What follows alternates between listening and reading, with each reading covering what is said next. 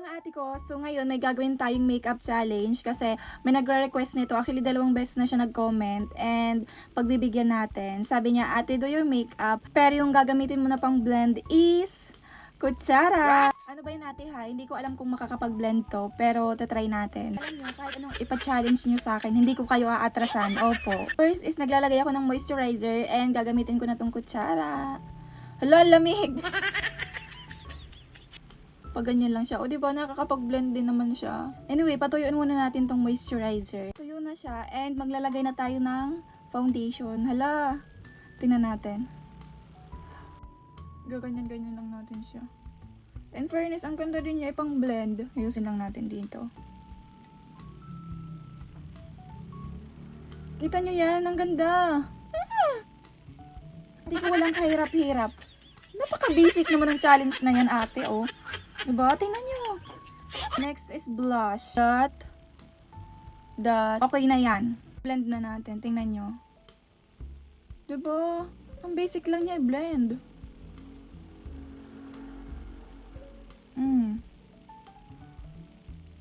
O, diba? Ang ganda. Diba?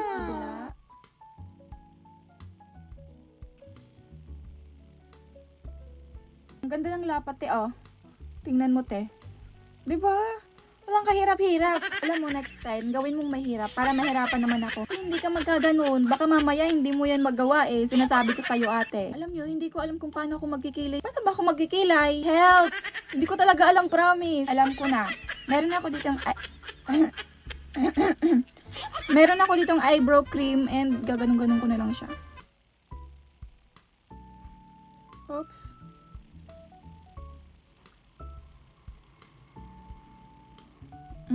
Not bad. Wait lang, hindi ko makita. Natatabunan yung mata ko, te. Wait lang, huwag kayong maingay. Ano ba yan, te? Huwag kayong maingay, magpo-focus ako. Hala, hindi. I think okay na siya. Okay na yan. Lilinisin ko muna.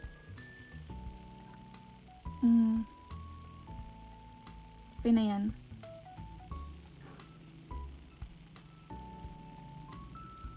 At zira na naman siya. Ang hirap! Na, pag ito talaga hindi pa to nagpantay, ewan ko na lang talaga. Wait lang. Last na.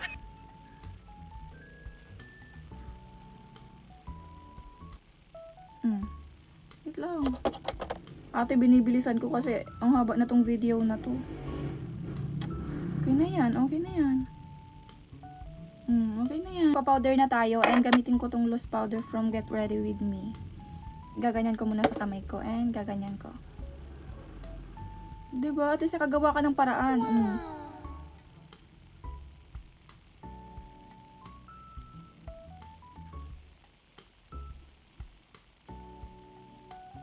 Lalagay tayo nitong highlighter.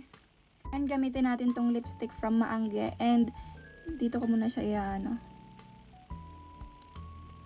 Tapos, gaganyan-ganyan ko siya. Diba?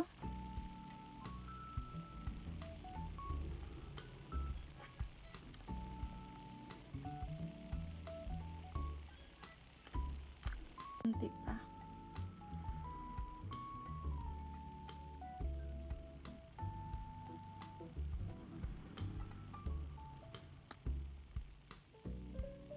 This is the final look.